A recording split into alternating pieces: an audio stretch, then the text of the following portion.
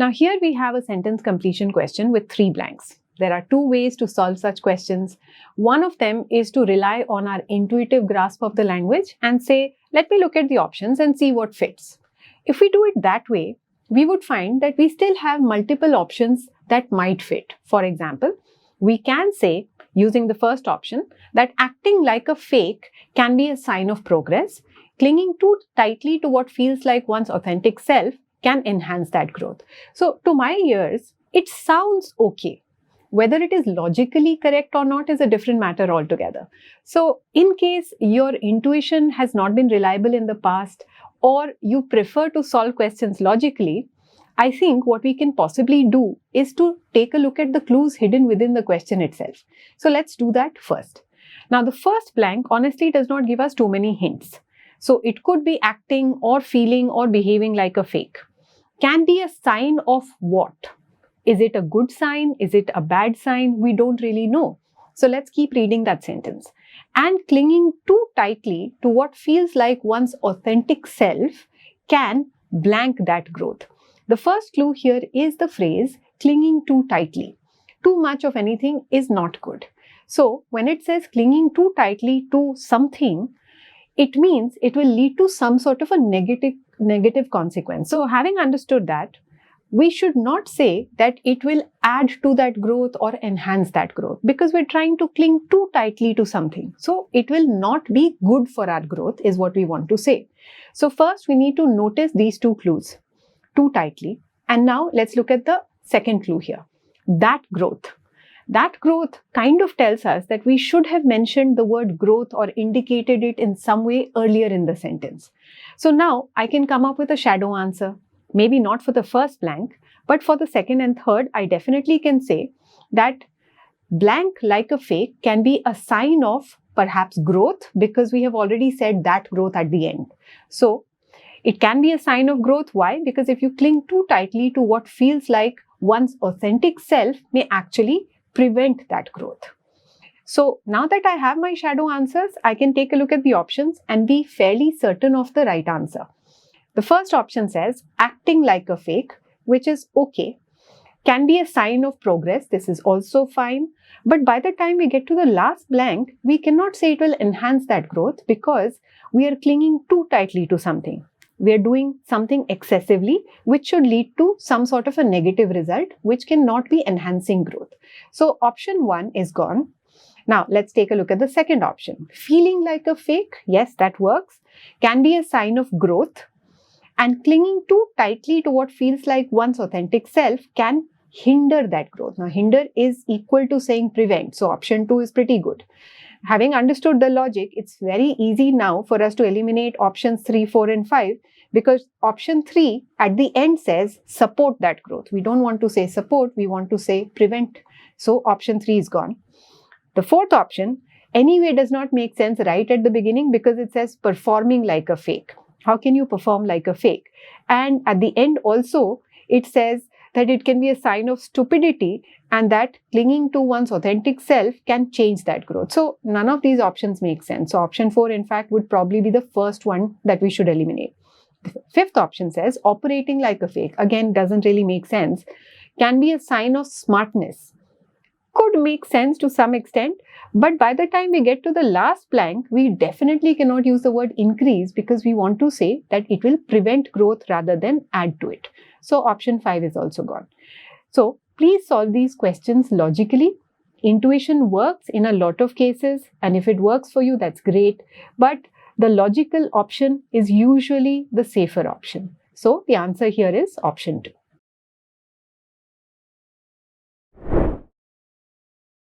This is a sentence completion question or a fill in the blanks question with 3 blanks. Now here we need to read the sentence, we need to look for clues within the sentence itself, and then we need to take a look at the options. If you go to the options straight away, you actually end up wasting a lot more time a lot of times. And in addition to that, maybe what you feel is right may not always be right, because you have not really caught on to the clues in the question itself. Let's take a look at our first clue in this sentence. So it says, as blank evolved and eventually moved to cities. So now we need to think, what can evolve and move to cities? Could it be civilization as given in the first option? Yes. Generations? Yes. Culture can also evolve, but culture cannot move to cities. That's a little weird because we would normally say that people or communities move to cities. Culture is an intangible thing, so culture cannot necessarily move to the cities. So option 3 seems a little off. Then can we say, as per option 4, as lives evolved? Normally people evolve, life evolves, but lives do not necessarily evolve. Then it says further that as lives evolved and eventually moved to cities. Again, this option sounds a little off because lives will not necessarily move to cities. It is people or communities that will move. The fifth option works as people evolved and eventually moved to cities. So at this juncture, we might be able to say that options 3 and 4 are a little off, but we can't necessarily be sure of them. So let's keep reading. Close proximity, and this is actually a pretty big clue. Close proximity between whom? Probably people or communities. So close proximity, blank how we viewed and assessed each. It seems to suggest that bringing people closer together probably changed the way that they started looking at each other. I mean, that is the understanding that we need to develop before we start evaluating the options. So now let's assess our options one more time. As civilization evolved and eventually moved to cities, close proximity enhanced how we viewed and assessed each situation. Now, it does not really make sense to use this option because we're talking about close proximity between people. So we will probably be assessing each other rather than the situation itself. So option 1 should be eliminated. Now option 2 makes sense. Generations evolved and eventually moved to cities. Generations here refer to people. Close proximity changed how we viewed and assessed each other. So the last word here, each, is actually pretty helpful because we say each other all the time. So option 2 is a very strong candidate. Let's move on to option 3. As culture evolved and eventually moved to cities. This does not sit right because culture will not move to cities. But even if we read further, we should be able to see that this is not the right option. Close proximity helped how we viewed and assessed each life. Does not really make sense. Why would we assess each life? So option 3 cannot be our answer. Now option 4 says as lives evolved and eventually moved to cities. We had already said that this doesn't sound right because lives will not evolve. Life evolves or people evolve. Then it says close proximity destroyed how we viewed each other. So obviously option 4 cannot be our answer because how will close proximity destroy our view of each other? So option 4 is eliminated. Option 5 looks pretty good. People evolved and eventually moved to cities. Close proximity helped how we viewed and assessed each nation. Now we are talking about people moving to cities. So it is close proximity between people that will change the way that they view each other and not necessarily view another nation. So the nation angle does not really fit in, and that is why option 5 cannot be our answer. The answer would have to be option 2.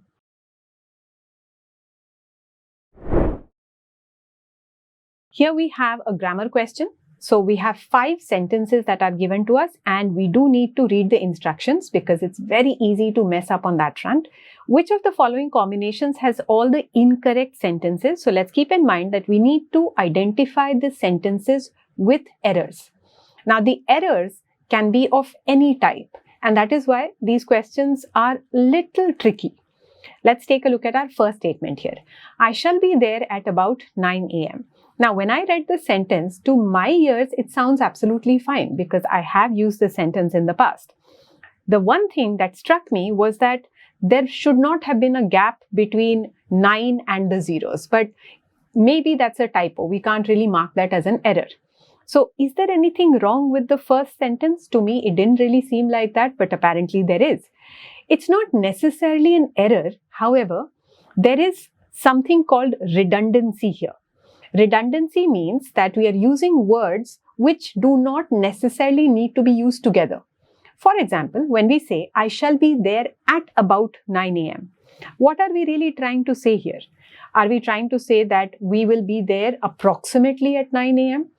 And a lot of times, it's not necessary to use both of these words. So, because of redundancy, the correct sentences should either be, I shall be there at 9 a.m. or I shall be there about 9 a.m. Now, after having gone through this explanation, which did in fact require a bit of research, I still felt that maybe A could be right.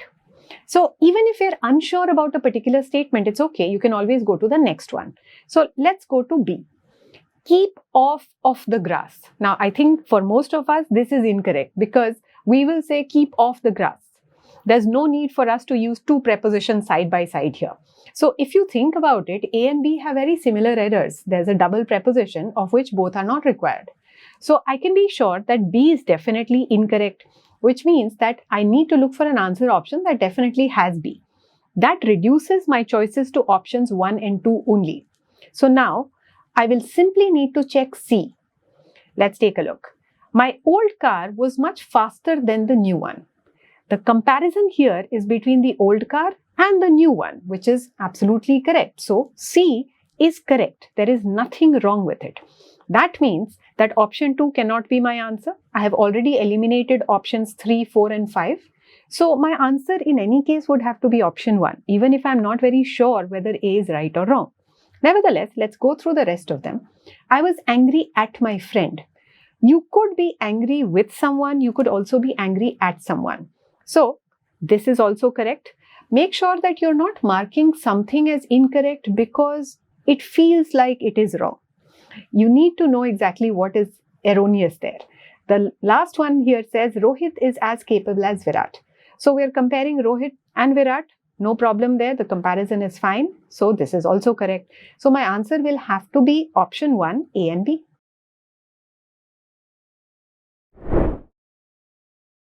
Here we have a grammar question and the instructions tell us which of the following combinations has all the sentences grammatically correct. So now we're looking for the error-free statements. Let's take a look at our first one. Everybody accepts his responsibilities. To a lot of us, that sounds wrong because when we say everybody, we don't know their gender. So it should be his or her responsibilities, right? Apparently, traditional grammar still allows for using his in place of his or her. So when it says that we have to pick sentences that are grammatically correct, let's make sure that the sentence has a very definite error. Just because it could be wrong does not mean it is. So A, in fact, is deemed correct as per the rules of traditional grammar. Now, of course, we could improve it by saying his or her. We can also improve it by saying their because we want to be gender neutral. But again, it is not wrong to say his. So the first statement is correct. The second one says, nobody in that group have their reports up to date. Now we have to pause here and remember that words like everybody and nobody are singular. When we say everyone, even though we're talking about a lot of people, we are referring to them individually, one at a time. Similarly, when we say nobody in that group, we are referring to individuals within that group. So I cannot say have their reports. I will have to say has their reports up to date. If you read the rest of the sentence, it says as they should have. Now, why are we using they? Again, because of this whole gender issue that we have. We could say as he or she should have, but that's a little difficult, isn't it? So it's better to say they should have, but we definitely cannot say nobody have. It has to be nobody has. After that, we are allowed to say either his or their. After that, we are again allowed to say he or they. So if you want to use he or his, that's fine. If you want to say his or her, also fine. If you want to say they, that is also fine. However, you need to ensure subject-verb agreement between nobody and has. Let's move on to C. Either of the boys is acceptable to do the errands. Either, just like everybody, nobody, is singular. So it is correct to say that either is acceptable. D says both of the mice is underfed. Both actually is a plural pronoun. So we cannot say is underfed. It should be are underfed. Then we have it is I who am next. Sounds really strange to our ears, but is actually correct. Because what we are really saying is I am next. So why are we adding the other words? Primarily to emphasize that it is I. So here, it is correct to say it is I who am next, even though it sounds a little weird, because it and I refer to the same person. Both of them are acting as the subjects in this particular sentence. And as a subject pronoun, we have to say I. We cannot say me. So, E is right. F says the teacher told he and I to leave early. Now here, we should say the teacher told him and me to leave early. Why so? Because if you say this sentence aloud to yourself, and if you just talk about one person, we would normally say the teacher told him or the teacher told me, because him and me are being used as the objects in this sentence. They are not the subjects. They are not the persons performing the action. So it should be the teacher told him and me to leave early. Now, since we have to pick the correct sentences, we have to go back and check which ones are correct. Please make sure you're not picking the incorrect ones here. A is correct, C is correct, and E is correct, which means that my answer should be option 3, A, C, and E.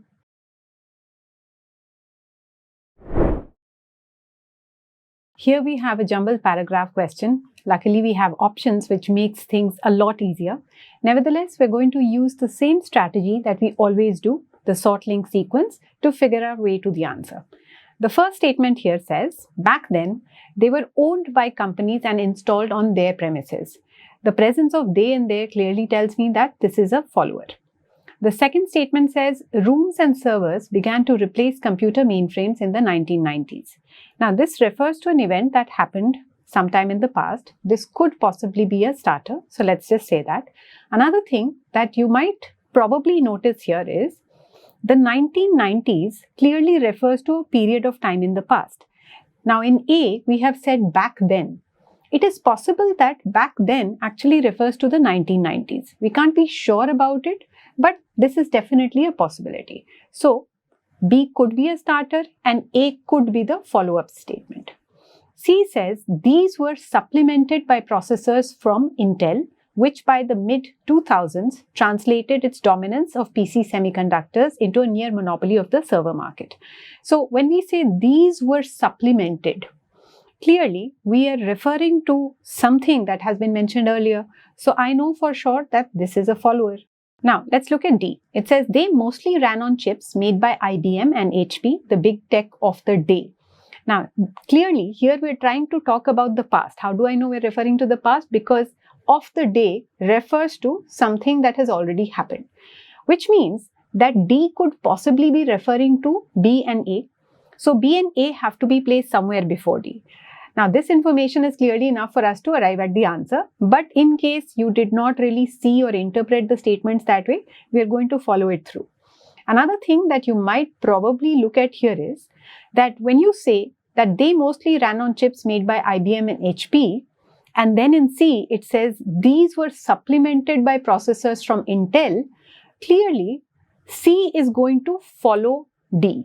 Why? Because something is running on chips made by IBM and HP, and they are also supplemented by processors from Intel. So D and C is a fairly logical link to arrive at. Now, let's look at E. Things started to change once again around a decade ago. So now we are saying that things started changing again, which means that before this, we would have mentioned all the other changes that have happened. So E could be the sentence that has to be placed after everything else. So this again is definitely a follower. Now, the only statement that could serve as the starter is B, which clearly narrows down our options to options 3 and 5. And after that, the moment you realize that A has to follow B, you're very clear about the answer. The answer has to be option 3, B, A, D, C, E.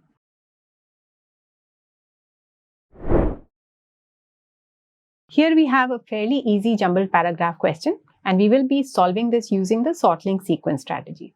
In case you have forgotten, what it involves is reading each statement and deciding whether it's a starter or a follower. Let's look at our first statement here. Maybe you have survived major trauma and have a hard time feeling safe. When we read this, it seems like a slightly abrupt start. We don't really know why major trauma has been mentioned. So this looks more like a follower. Let's just say that. Now B says, you'll probably discover that your fear and struggles make sense on account of what you've lived through. this could possibly be the starter, because after this, one would probably expect that the author is going to form a connection between our experiences in the past and the fear and the struggles that we are facing in the present. So this could be an introduction to the topic. Let's say that this is the starter. Now, C says, instead of beating yourself up for reacting in ways you don't understand, you can develop compassion for yourself and what you've been through. So this seems to suggest a way that we can cope with our struggles. Instead of telling ourselves that we are not dealing with things well, maybe we can be a little kinder to ourselves. So this is a coping mechanism. I would not really want to start with this because the suggestions and recommendations typically come in after we have identified the problem and understood it. So C is more of a follower rather than a starter. D says, perhaps you have experienced a sudden death and you're often anxious about the health of your loved ones. Now, D seems to be an example of some of the situations that one might have lived through. For example, in B, we have already said that we might discover that our fear and struggles make sense on account of our past experiences. D gives us some examples of these past experiences that might make the present very difficult for us. For example, a sudden death, or anxiety about the health of loved ones that we face in the present. So I would definitely put D somewhere after B. I'm not really sure if it will follow immediately after, but definitely is an example of what has been stated earlier. So D is a follower and must be placed after B. Now here, please look at the screen and notice that we've not really formed a sequence. We only know so far that B is the best candidate as the starter and that D has to come somewhere after that. Now, if I look at E, E clearly seems to be a follower. You may also find out that. The moment it says also, this is an additional point. So I know that E is also a follower. With this limited information, I can already solve the question. So if I look at my options, clearly option 1 stands out because it starts with B, it has A and then D following. If I look at the remaining options, none of the other options start with B. So clearly my answer is option 1.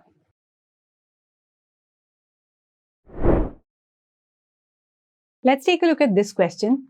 I would classify this as a fairly challenging one because the options all seem to be correct, more or less. At least when I was solving it, I got stuck between 3 options, not even 2. Let's read the paragraph very, very quickly. And one step that I would always advise you to take is to summarize or paraphrase whatever you have read, particularly because the text is not very lengthy. When we start reading it, the first line tells us that fear is the greatest motivator of all time. Then it talks about how fear and desire are 2 sides of the same coin. In other words, they're not fundamentally very different. So for example, fear of X could be a desire for Y. It gives you a few examples. It says that fear can be constructive. For example, fear of hurting another might make you a kinder person. Fear of poverty becomes a desire for wealth. So what we need to understand from this is that it's trying to say that fear and desire are interconnected and also that fear can be a motivator.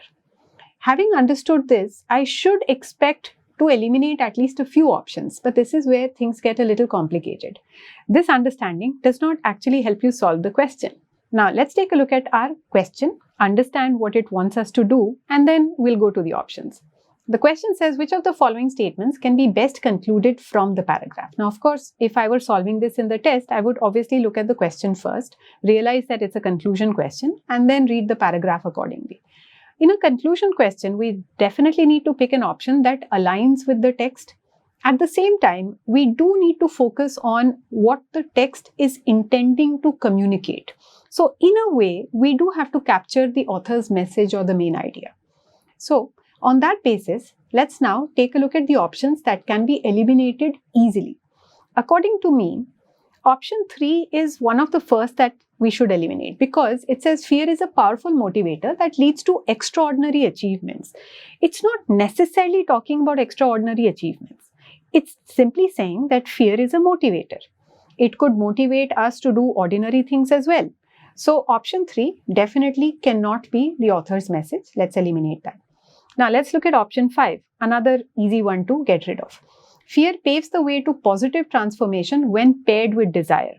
See, the author is not trying to say that we have to put fear and desire together. The author is merely trying to say that, fear is just another way of looking at desire. So option 5 is not our answer because there is no pairing happening. And it definitely does not really talk about positive transformation, which is a little too extreme. So let's eliminate 5 as well. So the remaining 3 options now are fairly close and very likely as well. The first option here says a positive action generally has a foundation of fear underneath. Now, I would look at the text and say that, okay, it doesn't really talk about positive actions only. It only talks about fear motivating us to do things.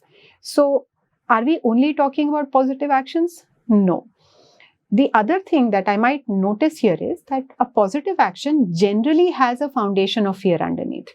So, yes, the text does tell us that conflict born of fear is behind our every action, but it's not really trying to form a connection between positive actions and a foundation of fear.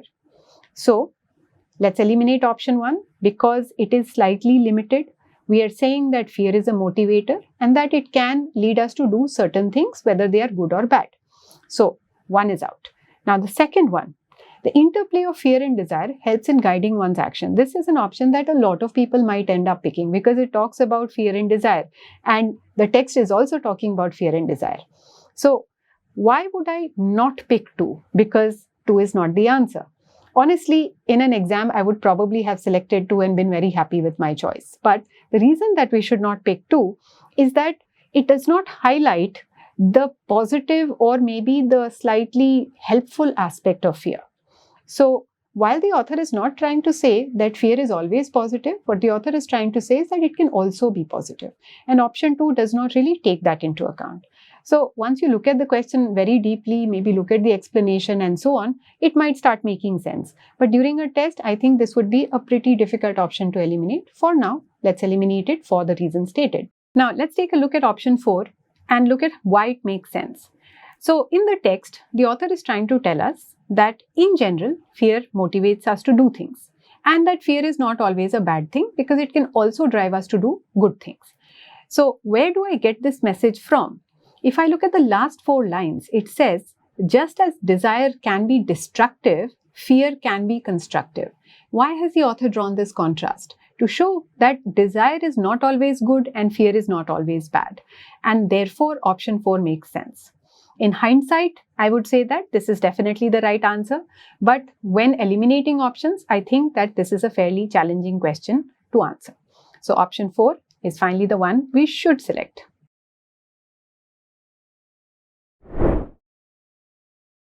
Here we have a reasoning question. Let's read the question first because I want us all to understand what exactly we need to do here. Which of the following best describes the relationship of the first paragraph with the second paragraph?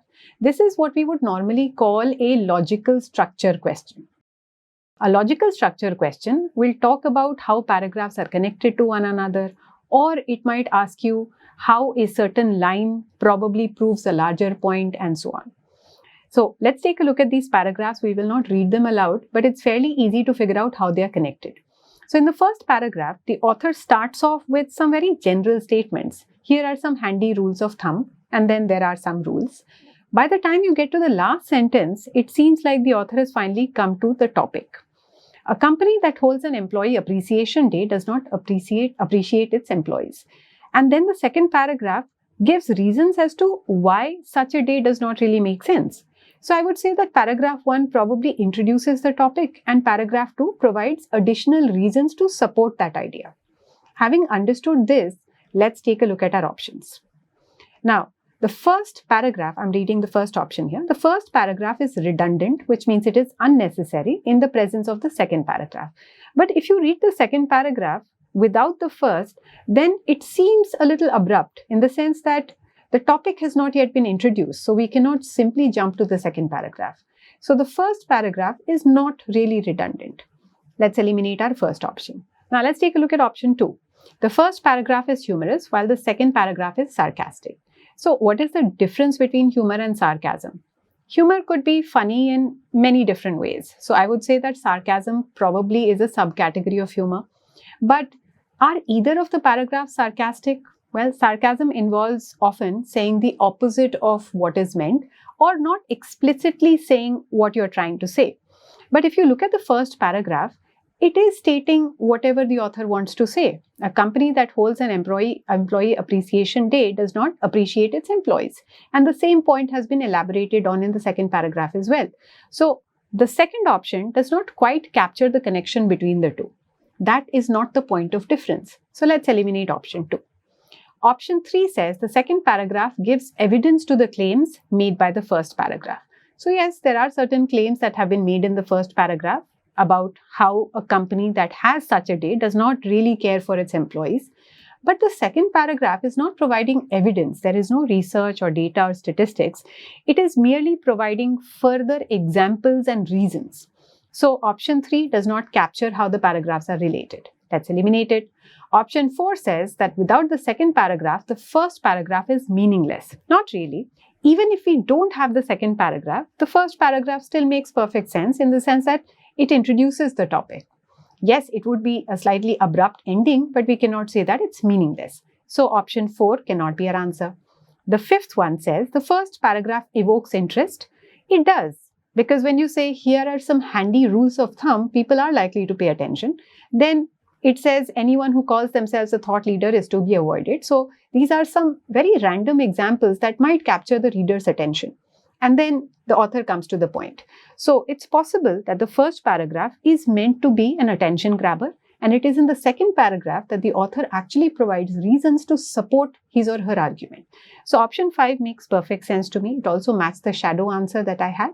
So option 5 is the answer.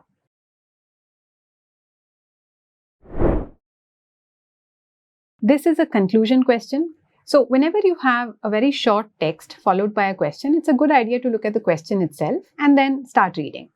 Which of the following statements can be best concluded from the above passage? So it's a conclusion question, and therefore we might want to capture the author's main point. And since we want to capture the main point, it would be a good idea to kind of have a shadow answer ready before we look at the options. Sometimes it helps, sometimes it may not, but it's always a good step to have in between. Now the first paragraph says, how do we choose one discovery over another? The physician Lewis Thomas made a choice. He says, the greatest of all the accomplishments of 20th century science has been the discovery of human ignorance. And the rest of the paragraphs follow along in the same vein.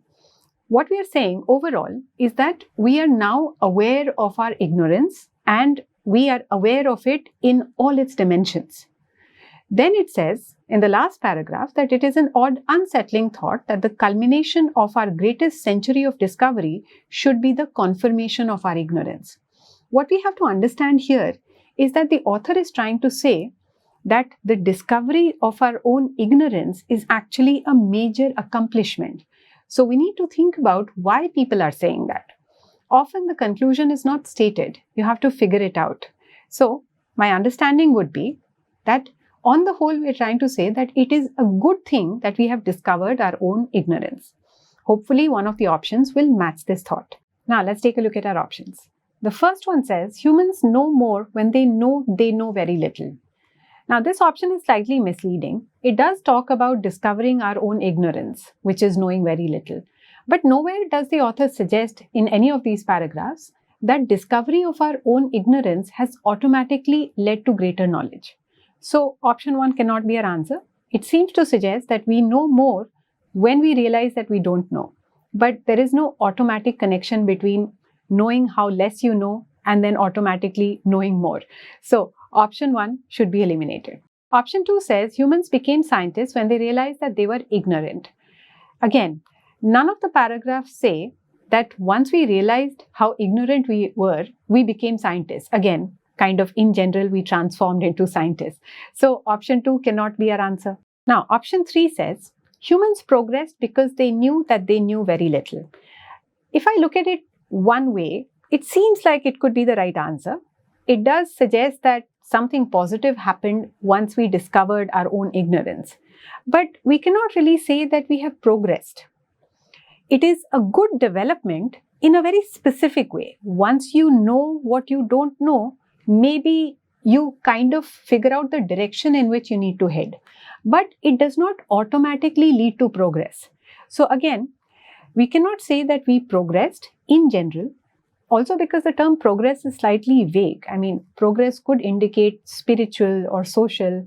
And the author has not really mentioned any of these forms of progress. So let's eliminate option 3. Option 4 says that the realization that humans are ignorant led them to invent new things. I think, again, this is a fairly easy option to eliminate because it's not that we started inventing a lot of new things. This is, again, beyond the scope of the passage. So let's eliminate the 4th one. Now, the 5th option, finally, is the one that we should pick.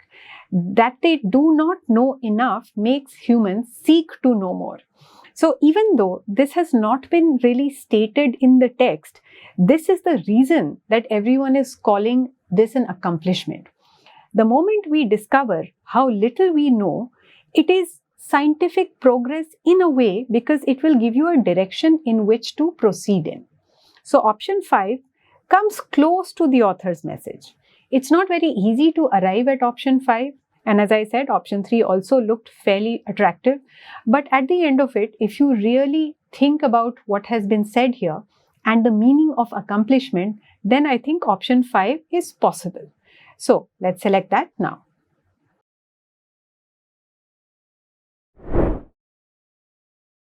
Let's take a look at this question. It says, based on the above information, which of the following statements must be true? So I would say that this is definitely an inference question. In fact, this is a question based on conditional logic. So if you're familiar with conditional logic and you applied it here, then I think you would have arrived at the right answer. The paragraph here says that you may accumulate a lot of knowledge, but it's not really going to be of much value to you unless you really think about it. And once you think about it, then you will be able to master it.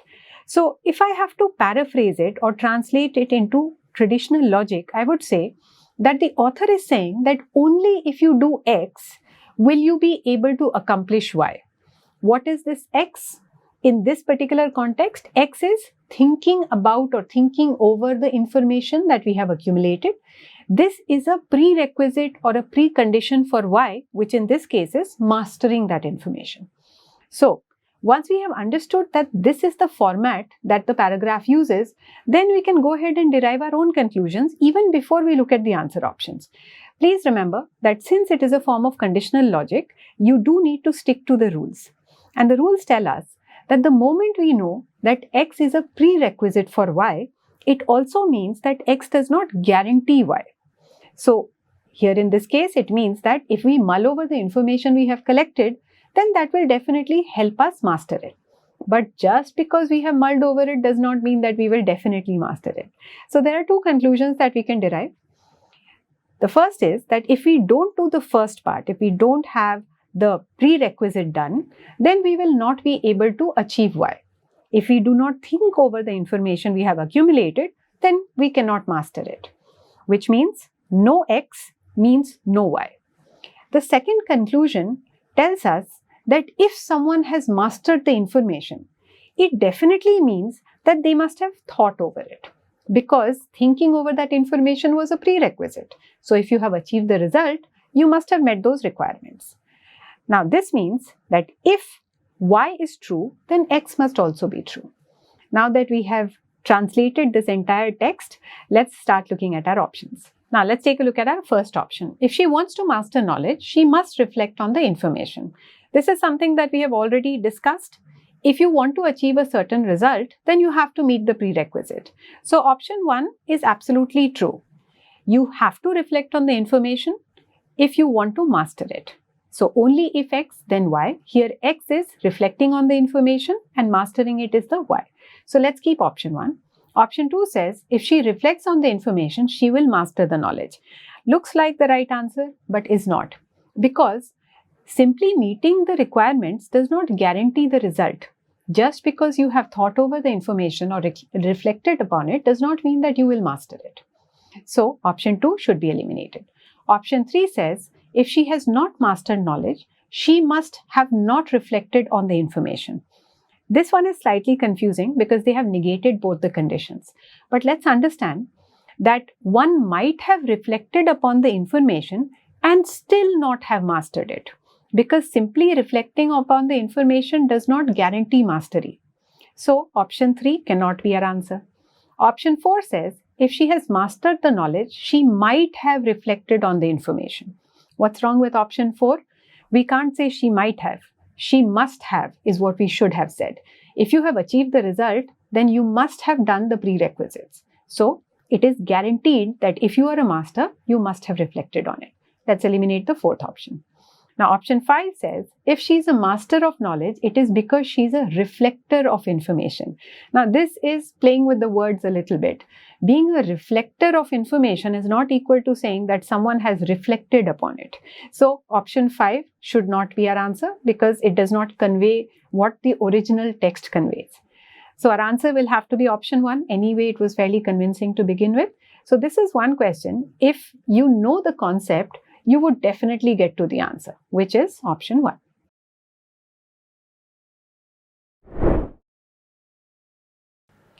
This question is asking us which of the following statements best summarizes the above passage. So when I read this question stem, I'm thinking, okay, I have to summarize the passage. But this is not actually a summary question. What they're really asking you for is the main point. So that's what we'll keep in mind when we read the passage and try to highlight what is the message the author is trying to convey.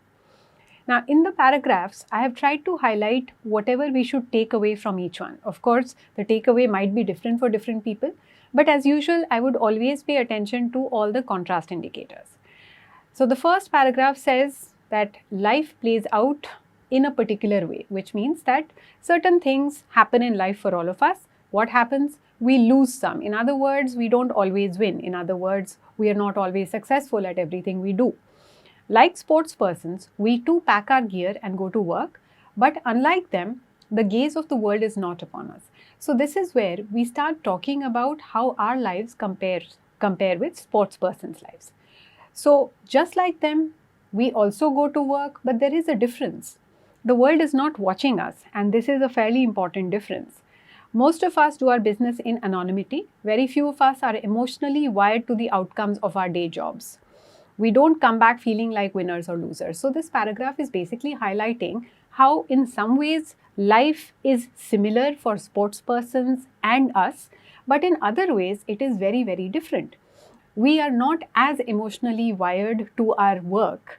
We don't always feel exhilarated at the end of the day or feel absolutely hopeless at the end of another day. Then it says that as sports fans, we can probably empathize with these sports people, but we will never experience the highs that are their rewards. So again, we may not feel the same emotions that they do, of course, because they are sports persons.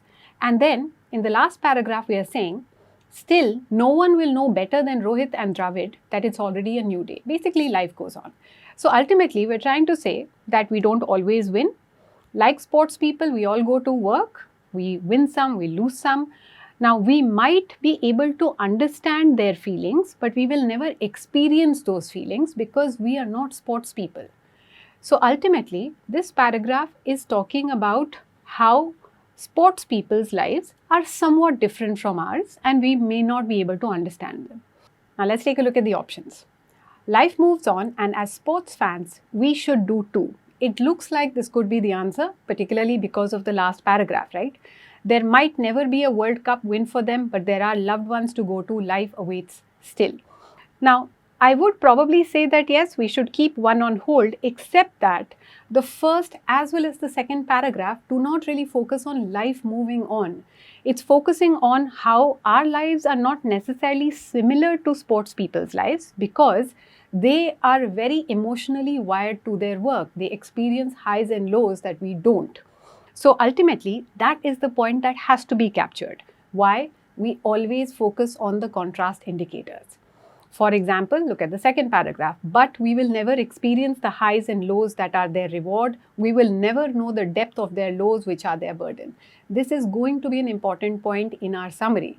So we cannot select option 1. Let's get rid of it. The second one, the wins and loss in sports do not exist in other professions. This is not necessarily true because the very first and the second sentence say that this part in fact is similar. That's how life plays out for all of us. We lose some, so we also experience losses in our efforts. However, they are not similar to the losses experienced by sports people. One, because we're probably not as emotional. Second, we're not in the public eye.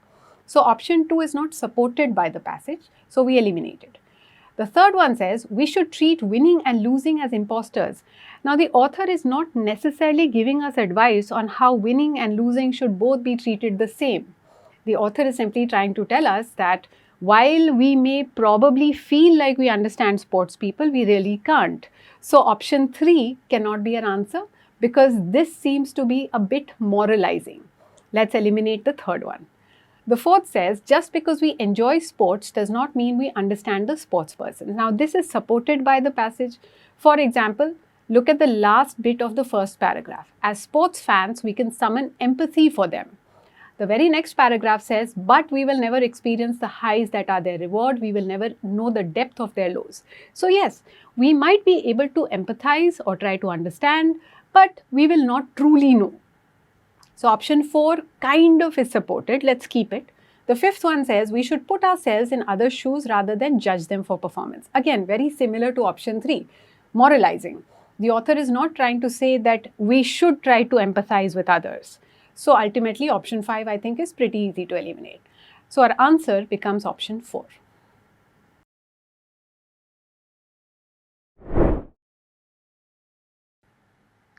XAT is quite well known for its poetry, and here we are looking at a short poem which fortunately happens to be pretty simple. Now, what we need to understand is that the difference between poetry and prose is that in poetry, not everything can be taken literally. Most of it is metaphorical, it has symbolic value. So, you need to understand what everything symbolizes. If you're able to do that, then poetry is a piece of cake. So, let's start reading this poem. We will try to understand the symbolism here. And after that, we will look at the 2 questions, which do happen to be simple. It starts off by saying, in the darkened room, a woman cannot find her reflection in the mirror. Now, if we take it literally, then it means there's a dark room and a woman is trying to actually look at the mirror. But of course, that's not what it really means. So, what does darkness symbolize? It means that there is mystery or lack of knowledge about something. A woman cannot find her reflection in the mirror. Mirror normally is a symbol for self-awareness. It is a way to look at yourself. So if a woman cannot find her reflection in the mirror, perhaps she is struggling to see what her identity is, or perhaps she does not really have as much self-perception as she would like to. So she's not able to really see herself as an individual. Waiting as usual at the edge of sleep. Now, when you're at the edge of sleep, that is a place where you have dreams interspersed with very deep thoughts. So when she's waiting at the edge of sleep, probably she's being introspective and she's waiting for the dawn of some sort of realization. Then it says, in her hands, she holds the oil lamp whose drunken yellow flames know where her lonely body hides. Whenever there is any sort of light, including these flames, normally it symbolizes hope, knowledge, something good. So if she's holding a lamp in her hand, she's searching for something. What is she searching for? Perhaps these flames can help her find her identity. The drunken yellow flames means that they are flickering, which means that it is probably some sort of an uncertain or a wavering hope. So she's still hoping that she will be able to find herself because the flames can help to discover her identity. So this is what the poem is overall about. It is about a woman's search for her own identity or some sense of loneliness that she feels because she does not know herself as well. Now let's take a look at the questions. The question says, which of the following statements best conveys the theme of the poem? We already know what the theme is. The poem is about loneliness, search for identity, and so on. So this is kind of our shadow answer, that the poem describes a woman's loneliness because she is not in tune with her own self. So let's look at our options. And this is where you will realize that poetry can actually be pretty good for you in terms of your marks. The poem explores the quality of life of a woman. This definitely is not our answer because we're not exploring how great the woman's life is. The poem seems to have a slightly introspective, slightly gloomy, and maybe with a tinge of negative tone because it talks about how she's lonely. So maybe not one. The poem laments the suffering and frustration of a woman. Now, she might be suffering, but definitely no frustration is indicated. So we can eliminate the second option. The poem celebrates the woman's futile and meaningless life. The woman's life may have purpose, but the poem is about the woman's search for her own identity. So we're not commenting on whether the woman has purpose or whether she doesn't. So let's eliminate the third option.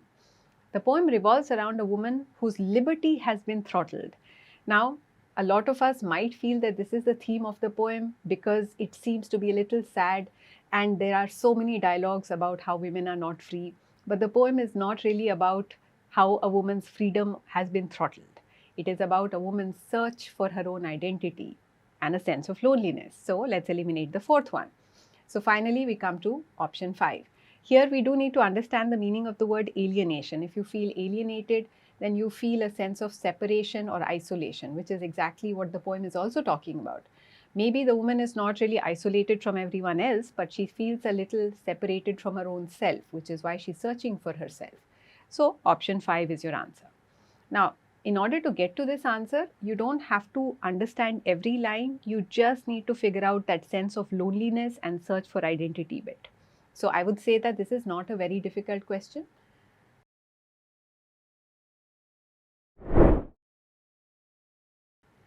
Now, this question is slightly more challenging than the other one because we have to specifically interpret two lines here.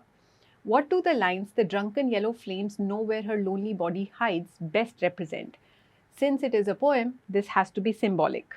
So earlier when we talked about these lines, we said that normally light is some sort of dawn of knowledge or search for knowledge or some sort of realization. You come to know something, or maybe you're hoping that something will happen.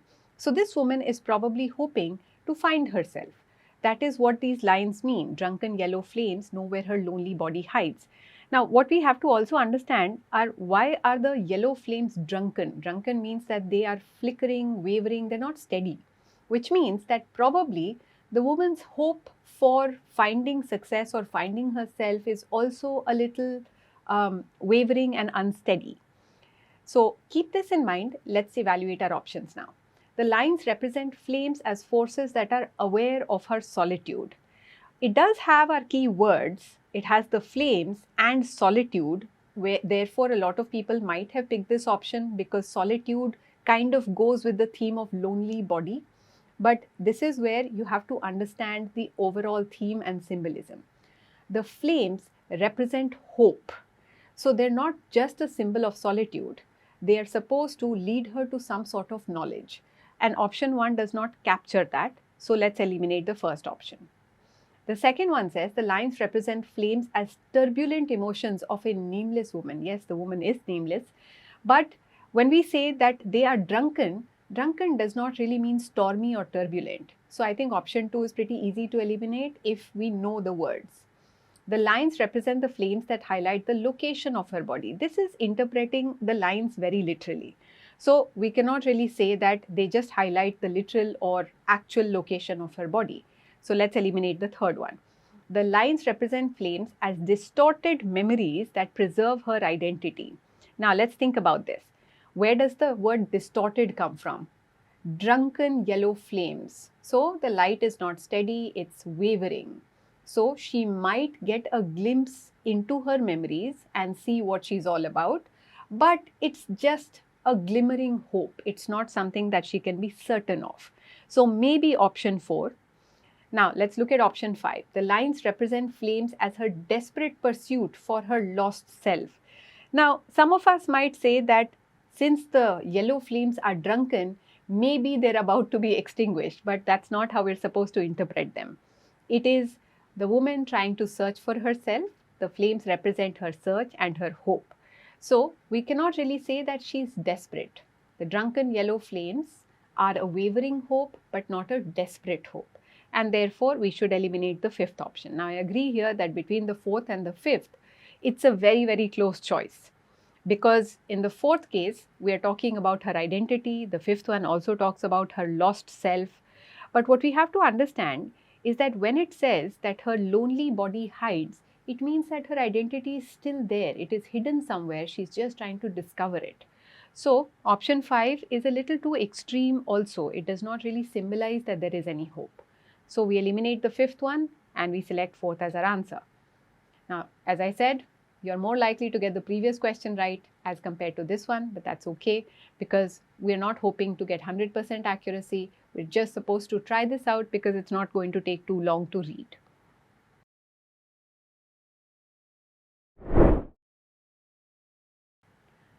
Now here we're looking at a proper reading comprehension passage, except that there is only one paragraph and there are two questions related to it. So in order to do well, we have to be able to read fast because it's not always going to be very easy to understand every sentence and focus on the main ideas. So what I'm going to do is that I'm not necessarily going to read everything. I will pick up certain lines and then I will try to simplify them for you so that we're able to understand how we reach the main idea. Behavioral economists like to remind us we are already prone to all sorts of reductions as a species. Now, when we say reductions, we're not talking about reduction of size or weight here. We are talking about how we simplify reality. Why do we simplify reality? So that we can make everyday decisions fairly quickly. So this becomes our first point. But the sentence after that is actually important. So we're looking at the sentence that says, because we are an unusually clever and self-reflective species, we long ago realized that we needed help overcoming those reductive instincts when it really matters. So now what we're saying is that we have a tendency to simplify reality for ease of decision making, but we realize that when it comes to really important life decisions, we do need to understand the complexity of life. So these 2 points are fairly crucial. Now, what did we do in order to help us deal with that complexity? We came up with a tool, which is storytelling. At first, some of our stories were even more reductive than the sciences would prove to be. So initially, our stories were very, very simplified, but as we developed and kept working on them, they grew more complex. And then came the realist novel, which tried to capture the entire complexity of life by presenting us with unpredictable situations. So now we have to understand that we are introducing storytelling as a tool to deal with the complexity of life. Now, after that, we are saying that the realist novel actually is the height of storytelling in terms of realism and dealing with complexity because it presents us with unpredictability, and by looking at how the characters deal with these situations, perhaps we are also training to make similar decisions in our own lives. So that becomes our last point, that reading these novels is not just entertainment, it is training for life. Now, let's think about what all we have talked about. We have talked about our tendency to be reductive, then storytelling as a tool, then the realist novel and how it deals or helps us deal with the complexities of life. So our main idea is the storytelling is a tool for dealing with the complexities of life, particularly the realist novel. So it is a way that we can navigate life and all the difficulties that it presents. That's all we need to understand. Let's take a look at our questions. Which of the following is the best interpretation regarding reductive instincts? Now here, the reason that we have the text surrounding it is so that we can figure out the best interpretation. Now the word best is what makes this question slightly complex. It's not just an interpretation, it is what the author really wants to convey. So let's take a look at our first option. Reductive instincts tell us to reduce every situation to a heuristic. Now what the passage says very clearly is that we have a tendency to do all sorts of reductions. But it doesn't really tell us to reduce every situation to a heuristic, because after that, it very clearly says that this works in everyday life for high frequency, low significance decisions. But we also realize that when it comes to very important decisions, this is not going to work. So our reductive instincts do not tell us to reduce every situation to a heuristic. So the word every should be a marker. Let's eliminate the first option. Now option 2 seems to be more or less correct. Let's read it very carefully though. After the invention of storytelling, humans have overcome their reductive instincts. Yes, we did invent storytelling in order to navigate life, but at the same time, nowhere does the passage say that we have completely let go of our reductive instincts after we invented storytelling.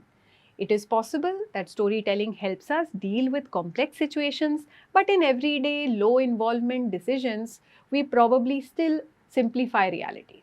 So option 2 is not the best interpretation because it does not really tell us the whole story. Let's eliminate the second option. Reductive instincts can help us in handling uncertainty. Clearly not. In fact, it says very clearly that these heuristics work in everyday life for low significant decisions. But in very important decisions, they may not work. So reductive instincts may not help us in dealing with uncertainty. Let's eliminate the third option.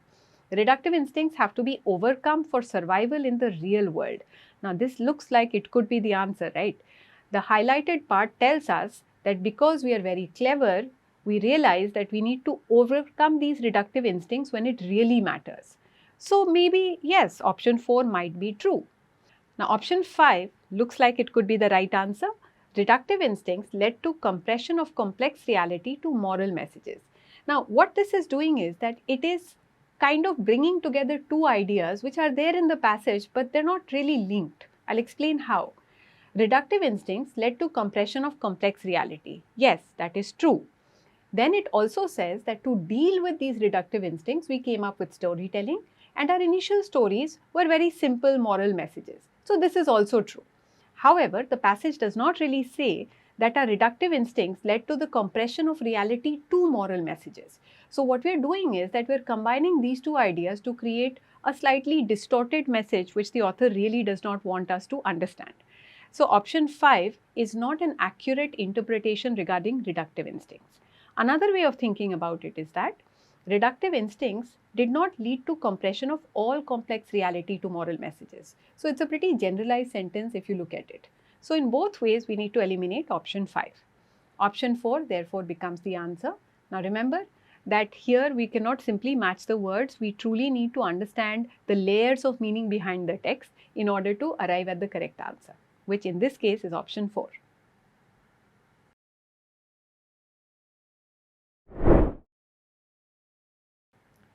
Now this question is a why question, which means that we definitely need to create some sort of a shadow answer before we start looking at the options. If we just try to match options to text, it may not work.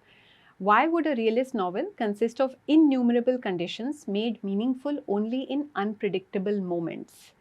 Now, maybe we don't understand this phrase exactly, but if we understand what makes a realist novel realistic, maybe we will get to the answer. So let's look at the highlighted part here. It says, what gives the novel the grain of truth lies precisely in the way it doesn't quite run along the expected grooves. Now we pause here. What are we saying? That novels present us with unexpected situations, and that is what makes it realistic. So what this means is that the novels kind of replicate the unpredictability of life, and that is how they are able to show us how complex life is. The way it dramatizes all the forces and unpredictable variables that shape the choices humans confront at the most meaningful moments of their lives. So when it comes to really important decisions, there is a whole host of complex variables that we have to deal with. And the novel, by presenting us with very similar unpredictable situations, allows us to rehearse for those types of situations we might face in life. So this is what we have to understand. Let's keep this in mind, that the unpredictability of the novel is what helps it capture the complexity of life. Our first option says to keep the reader engaged till the end of the novel. This is a common sense answer, but this is not stated in the passage at all. So I think it's easy to eliminate option 1. To bring in as much content as possible without making it seem forced. Well, we're not trying to say that the novel is just trying to put in a lot of content. So again, this is not stated anywhere in the paragraph, so let's eliminate option 2. To showcase unexpected complexity while making it seem relevant in the given context. Now this has some of the words we like, to showcase unexpected complexity. Why? Because life is complicated and the realist novel is trying to show us that life is complicated. And it's also trying to make those situations relevant. So option 3, I think we should retain. Option 4 says to show to the reader that realist novel does not work on expected lines. You see, this is a slightly weird option. The question is asking us, why does the realist novel have unexpected storylines? And option 4 says to show to the reader that the realist novel can be unexpected. So first of all, it's not really answering the question of why. Why does the realist novel have unexpected storylines or unpredictable storylines? In order to showcase the complexity of life. That is the answer. So option 4 does not answer the why. It does not introduce unpredictability for the sake of introducing unpredictability, and therefore option 4 does not work. The fifth one says to engage the reader with realism and fantasy at the same time. Well, fantasy has not really been referenced in the passage, so I think option 5 is also easy to eliminate, which means that option 3 is the one we go back to. We liked it because of the word unexpected complexity, and it becomes our answer.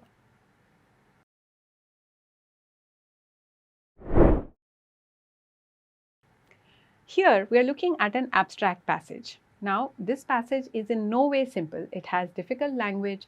It also has an argument which is made in a slightly subtle way, so we may or may not pick up on it. So what we're going to do is that, as usual, we will read it paragraph-wise and we will try to understand the key point being made in each paragraph and then try to arrive at the main idea.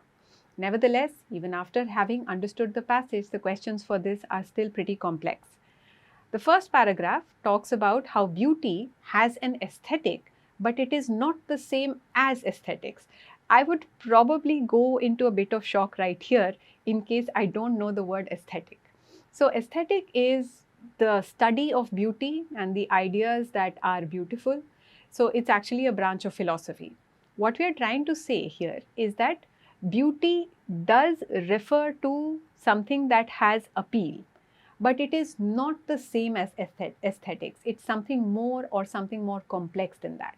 So what is beauty if it is not just something that appeals to us?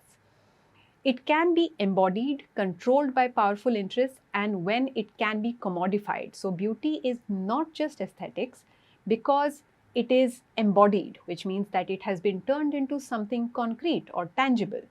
It is controlled by powerful interests, which means that it is not just a sense of appeal. It's not subjective. It is actually being defined by certain vested interests. When it can be commodified, and finally, we are turning beauty into a commodity. So, we are talking about beauty and how it is being used in the world of today. Beauty can be manners, also a socially contingent set of traits. So, beauty also has to follow certain social norms. Whatever power decides that beauty is, it must always be more than reducible to a single thing. What we are saying here is that beauty cannot be one thing, it has to be multiple things. Why? Because it's probably more useful to keep the concept of beauty flexible. It's a wonderful form of capital in a world that organizes everything around gender and then requires a performance of gender that makes some of its members more equal than others. Now, I may not understand all of this line, but what I do understand is that beauty makes some people superior to others. That is what the last sentence or the last part of the sentence means. It makes some of its members more equal than others. So this paragraph is trying to tell us how beauty is no longer just an aesthetic. It is in fact a constructed or a deliberately made concept that is probably being influenced by some powerful interests, and these powerful interests are going to use the concept of beauty to accomplish certain purposes of their own. Now, we are still not done. This in fact is the less complex paragraph. Let's take a look at the second one. This paragraph starts off by saying that beauty would not be such a useful distinction if not for the economic and political conditions. This line is important. What we are trying to say is that beauty as a concept would not be so important unless it was related to economy and politics. So this paragraph talks about how beauty as a concept is related to economy and politics.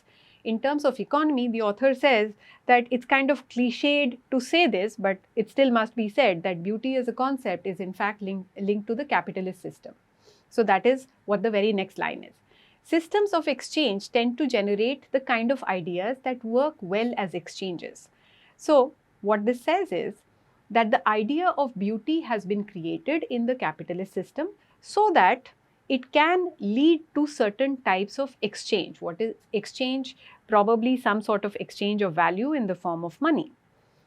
Because it can be an idea and a good and a body, beauty serves many useful functions for our economic system. So I know that I am going through every line and trying to explain it to you, but when you're reading, you don't have to do such a careful reading. What you really need to understand is that beauty is a concept that is being used by the capitalist system because it serves many economic functions. That's all that we need to get. So that is the first important point. After that, it also talks about how beauty can be political. It says beauty has it all. It can be political, economic, external, individualized, generalizing, exclusionary, and perhaps best of all, a story that can be told. So you can create a whole story around beauty. So there are two narratives or stories that are being told with relation to the concept of beauty. One story is that it is a blessing of genetics or the gods. So some people are just naturally beautiful, which also you have to understand makes other people feel kind of bad. So if some people have been blessed with beauty but others have not, they're going to feel bad and they will aspire to be beautiful. So then what is the second narrative? The second narrative is that look, if you don't have beauty, there are ways that you can become beautiful. What do you need to do for that? It tells you you can become beautiful if you accept the right prophets and their wisdoms with a side of products thrown in for good measure. So basically, once you create beauty as an aspirational product, you can then get people to do many things for you because they want to be beautiful. Now, the last two lines are actually telling you that these two narratives are kind of antithetical. In other words, they're kind of contradictory, because when you say that beauty is a unique blessing and then you're telling people that you can also be beautiful, then it's not really a unique blessing, is it? So ultimately, we are saying that even though these are two contradictory narratives, we still keep at it and we keep selling the idea of beauty because it works for the capitalist system. So we have to understand many things here, but the main idea is that beauty is a complex construct, which means that this concept has been created, shaped, influenced primarily by the capitalist system. So when we talk about the economy, it's just the capitalist economy. And because of its flexible nature, it can serve many economic and political functions. So ultimately, if you understand that, then you should be able to say that I think I have a sense of the main idea. Let's take a look at the questions. As I said, the questions are not very easy even if you have understood this. Based on the passage, which of the following cannot be inferred about beauty? The options are very different from the original text, so you really have to read between the lines in order to eliminate options. Let's take a look at our first option. Beauty is no longer an abstract concept. That's true, because in the very first paragraph we are saying that beauty is not the same as aesthetics anymore. Aesthetics is the abstract notion of beauty. So it is no longer an abstract notion. It is in fact a commodity, a good. It has been embodied. So yes, the first option can be inferred from paragraph 1. Let's eliminate it. Beauty has become an aspirational good. This we get from the second paragraph. When we say that it is a blessing of genetics or the gods, then we are clearly trying to say that some people have this unique blessing and others don't. That is how we make beauty an aspirational good. So option 2 can be inferred. Let's eliminate it. Option 3 says different powers and influences delineate beauty for us. Delineate means that they explain, outline or define beauty for us. And paragraph 1 clearly tells us that beauty can be a socially contingent set of traits. Whatever power decides that beauty is, it must always be more than reducible to a single thing. So yes, beauty is being defined by powerful interests, and it is in their interest to keep the concept of beauty flexible so that it can serve multiple functions. So different powers and influences delineate beauty for us, can be inferred. Let's eliminate option 3. Beauty is defined and appreciated by the perceiver. Now, if beauty was equal to aesthetics, then yes, beauty was being defined by the perceiver, because beauty as aesthetics simply means what appeals to us is beautiful. But since it is no longer equal to aesthetics, we cannot say that beauty is defined and appreciated by the perceiver. So option 4 probably could be our answer. Let's keep it. Fifth says the beautiful does not define the standards of beauty. Now, I know that some of us might look at paragraph 2 and talk about how there are certain prophets that can help us become beautiful. But these prophets are not really defining beauty necessarily. Who is defining beauty? It is these economic interests, particularly the capitalist system. So, the beautiful does not define the standards of beauty. These are the economic and the political interests that are doing that job. So option 5 should be eliminated. Ultimately, option 4 is what we go back to. And how do we confirm that this is our answer? Because beauty is not the same as aesthetics, which means it is no longer being defined as something that is appealing to the perceiver. It is something else entirely, and it can be many things. So option 4, therefore, is our answer.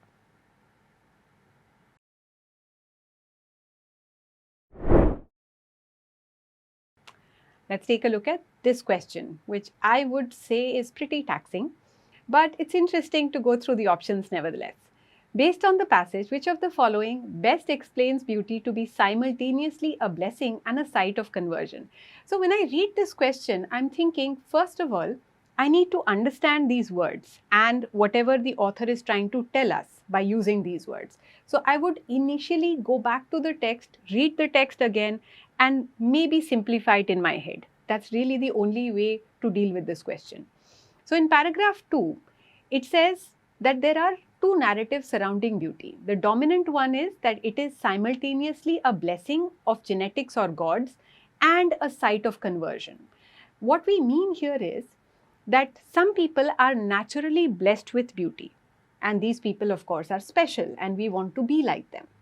At the same time, this concept is also helping us to get other people trying to be more beautiful. Now, these two narratives, of course, are antithetical or contradictory, because if beauty is a unique gift, then how can we make other people more beautiful? But that is not something that people are really worried about here. So we're selling this story that beauty is a blessing. You can also have this blessing if you listen to the right people and buy the right products. Now, this is my understanding of it. Let's take a look at the options. The first option says, both are narratives with one supporting the other. But it does not really say that they support each other. If you look at the last sentence, it says that these two ideas, unique blessing and earned reward, are antithetical to each other. They contradict each other. So option 1, I think, is easy to eliminate. The second one, also easy to eliminate because it's very, very general. When properly communicated, people will believe anything. This doesn't even talk about beauty. So this can't be our answer. 3 says, because beauty is a blessing, everyone wants to possess it by converting to the standards. This option is very, very appealing or beautiful because it does talk about how beauty is a blessing. But does it say everyone wants to possess it by converting to the standards? Not really. So the word everyone could be a clue for you that option 3 is not the answer. But otherwise, we have talked about how beauty conforms to certain norms, and that therefore you are also required to adhere to those norms. So the standards have been mentioned, but not everyone wants to possess it. So not option 3. The fourth one says, a blessing when sought results in a provider of the blessing in a capitalistic society. Now this option seems to be pretty out there in the sense that when I look at it first, I would say, okay, this is definitely not right. But you have to understand that when we say that beauty is a unique gift and it is a site of conversion, how do we convert the non-beautiful to beautiful? By providing them with someone who can help them with it. It could be a product, it could be a person, but we're definitely selling something to these non-beautiful people. So option 4, therefore, could be our answer. It is a blessing, and when other people seek that blessing, the system provides you with someone who can bless you with beauty. So keep that in mind when you are a little doubtful about option 4. Now let's take a look at option 5. Though beauty is a unique blessing, one can become beautiful by imitating beautiful people. Now, if you narrowed it down to option 4 and 5, I can be pretty sure that you liked option 5 better because it does talk about the profits. It talks about how people are converted into being beautiful. So, while option 5 does have all the right words, there is one tiny problem there which I think most of us will fail to see. Beauty is a unique blessing, yes. One can become beautiful, yes, but how? Is it by imitating beautiful people? Not really. Let's look at the text carefully. You can become beautiful if you accept the right prophets and their wisdoms with a side of products thrown in for good measure. It's not simply about imitating beautiful people. It is about following the people that the capitalist system projects to you as the prophets. So, option 5, though it seems to be almost right, is not the answer. Again, I am giving it to you that it's very difficult to eliminate, But that is the reason that we should eliminate it, because it's not just about imitating beautiful people. You have to imitate the people that are supposedly the prophets of beauty. So let's eliminate option 5, and we say finally that option 4 is our answer.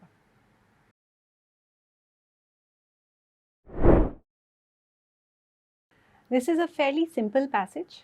It talks about moral frames. Now, in the first paragraph, it tells us that political thinking is influenced by simplified moral frames. What is a frame? It is a perspective. It is something that helps us judge or understand others' perspectives, or probably helps us take a position on certain issues. So it says that these moral frames give us the sense that those who agree with us have the right answer, while those who disagree are unreasonable or worse. Now, this is pretty easy to understand. If we firmly believe that something is right, we will judge people who agree with us to be on the right side and people who disagree with us to be on the wrong side. So that is all that the first paragraph is saying. Now, the second paragraph is explaining these moral frames a little bit more in detail. It says that there is an axis of favorable and unfavorable that it creates. What does an axis mean? Axis means that there are basically two sides. It could also be a continuum. For example, progressives use the oppressor-oppressed axis.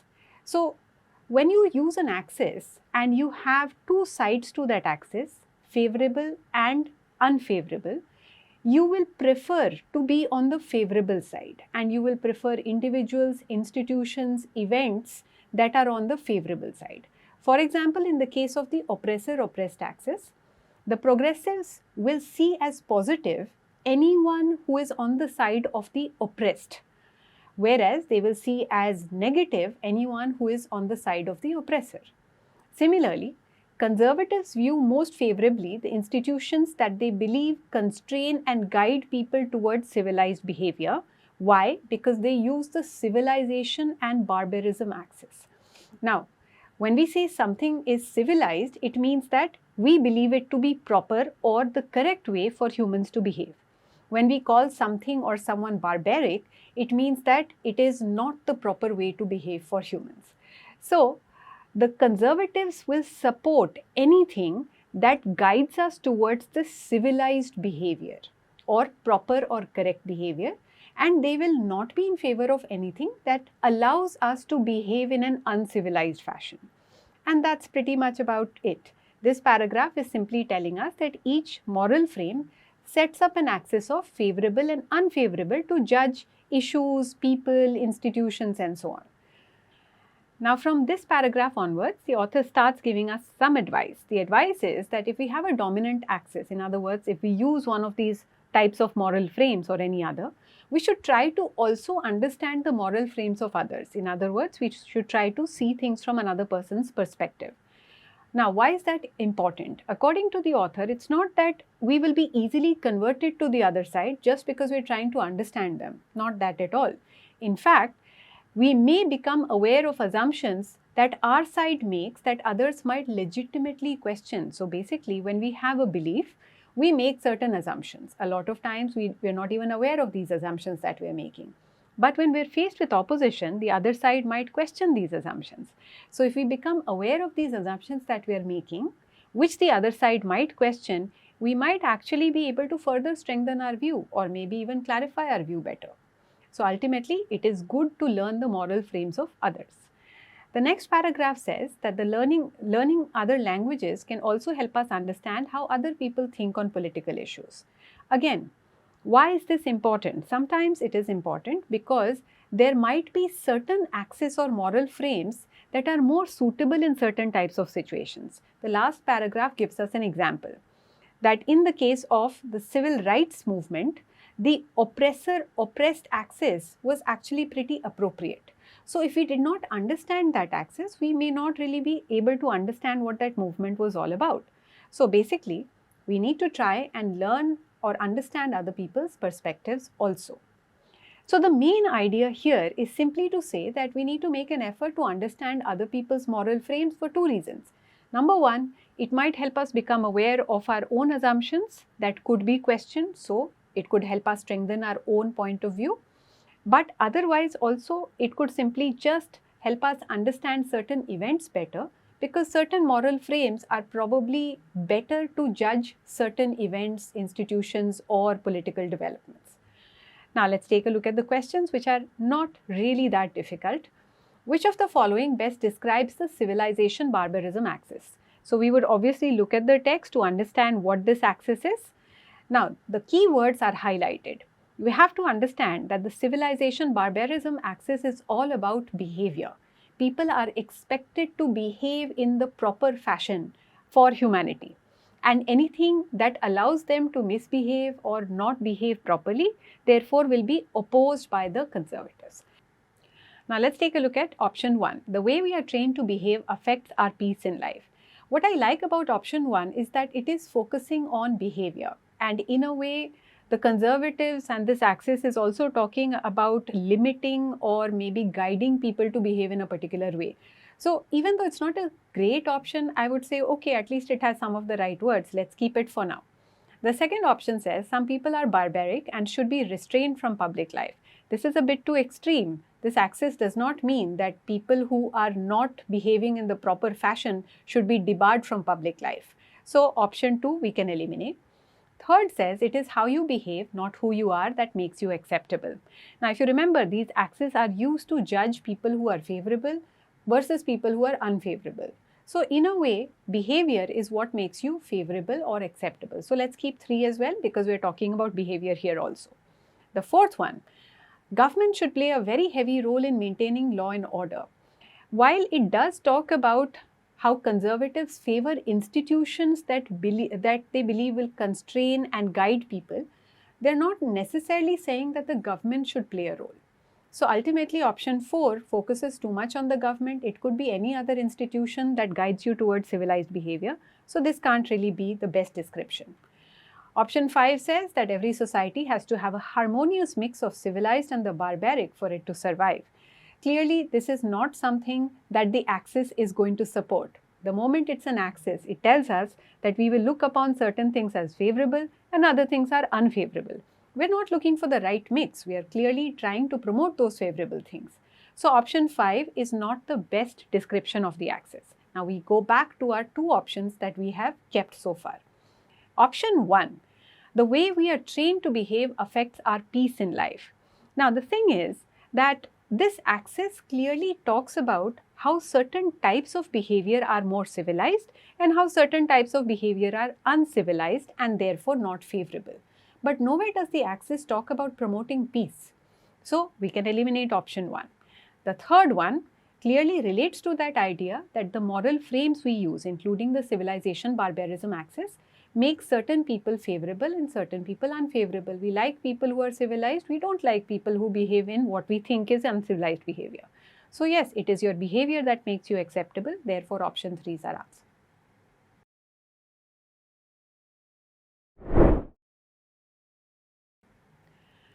This here is, I think, the simplest question out of the 3. Which of the following best explains the author's usage of the term moral frames? Now, clearly, when we say that fast political thinking is driven by moral frames, the very next line tells us what these moral frames are.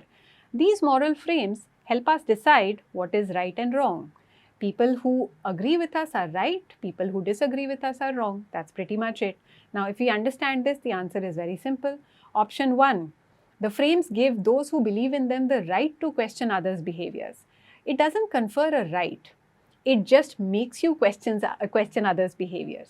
So option 1 is not a description of or not a proper definition of moral frames, because there is no conferring of right or privilege. So let's eliminate that. The second one, the frames define what the believer believes as right or wrong. That's absolutely what a moral frame is. The moment we talk about a moral frame, it means we judge certain things as right, certain things as wrong. So not only is it supported by the passage, this is what common sense will also tell you, although I would not really advise you to use common sense in trying to get to the answer. Let's keep 2. Third one, a frame is a belief and cannot be rationally explained. While this may be true, it does not explain what moral frames are. Moral frames are clearly related to favorable, unfavorable, right and wrong. So option 3 does not capture that. Therefore, we eliminate it. Now, option 4 is slightly confusing. What is right to the believer is wrong to those who do not share that belief. We have to understand that the moral frame is obviously from the perspective of the believer. For example, I might believe certain ideas to be good and right and other ideas to be bad or wrong. But I don't really know how the other person is going to look at those same ideas. From my perspective, those who agree with my ideas are right and those who disagree with my ideas are wrong. However, my moral frame does not necessarily comment on the other person. Option 4 talks about how what is right to the believer is wrong to those who do not share that belief. Even people who do not share that belief may not necessarily view my perspective as wrong. So again, to get back to the crux of it, the moral frame is simply going to allow the believer to decide what is right or wrong. It does not comment on the other side. The other side may agree or disagree with us, but they may not have a perspective on right or wrong, and therefore option 4 cannot be our answer. The fifth one, it makes easy for the believer to declare others as wrong. Yes, that might be true. It does make it easy for the believer to declare others as wrong because that is why it's called fast political thinking. However, what we have to understand is that the reason we use the moral frame is not so that it can make life easy for us. The reason we use these moral frames is that that is genuinely our perspective on the world. So the purpose of the moral frame is not to pass easy judgment, although in effect the result might be so. So option 5 therefore is not the answer.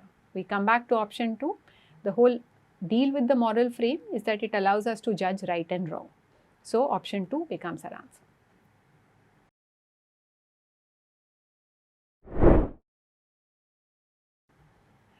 This here is a main idea or a conclusion question.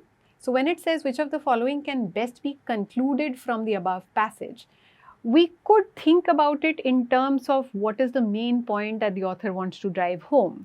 Although it may not necessarily be exactly what we are thinking of, we should definitely have some sort of a shadow answer. Luckily for this passage, we do.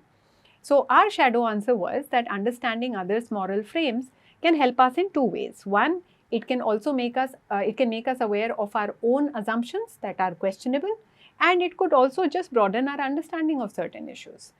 So let's keep this and try to see if any option is similar to this. The first option says, knowing why you think the way you think enables you to understand others' perspectives. Well, this has at least two of the concepts that are there in the shadow answer. Knowing why you think the way you think. If we are aware that we have a dominant moral frame, then we understand why we think in a particular way. And the moment we recognize that this is our dominant moral frame, we might also be able to understand others who do not use the same moral frame. So option 1 is kind of in agreement with the passage, even though it doesn't quite match my shadow answer. So we'll keep it for now.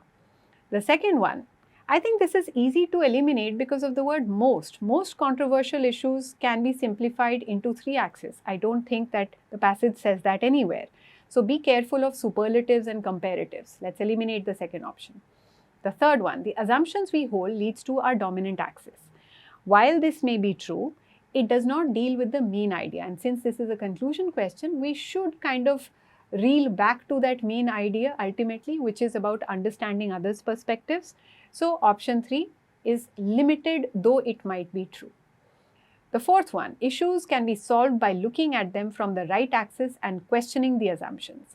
Again, the passage does not really talk about solving issues, it talks about understanding issues, and it also talks about understanding others' perspectives. So option 4 does not deal with any of these themes, which is why it can't be our conclusion. The fifth one, most problems in the world are because of applying the wrong axis. We are definitely not blaming the axis for most problems in the world.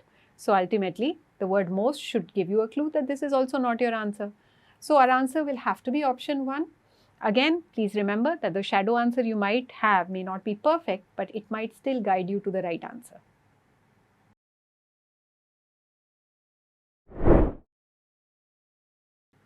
Here we have a passage which is fairly easy to understand, and therefore I should try to read it as fast as I can.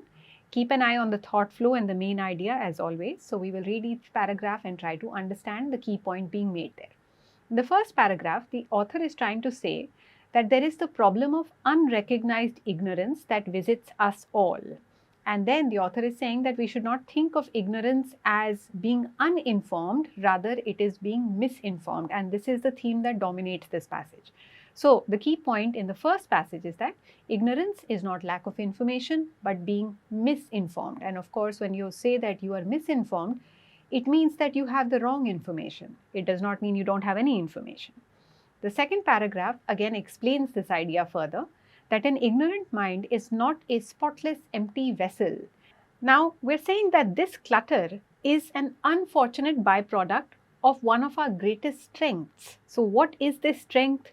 We are very good at recognizing patterns. But because we keep looking for patterns, a lot of times it leads to theories or hypotheses which may not necessarily be true.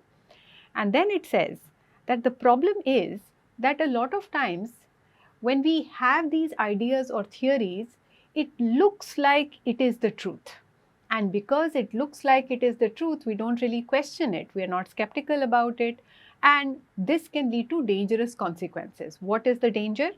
It says that since we are unable to detect our own ignorance, this can lead to situations that are embarrassing, unfortunate, or downright dangerous, especially in a technologically advanced, complex, democratic society that occasionally invests mistaken popular beliefs with immense destructive power.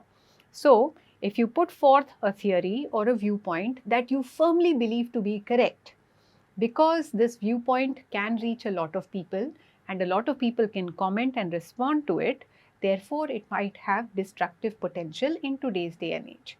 So ultimately, the author is highlighting that ignorance is not lack of information, it is misinformation.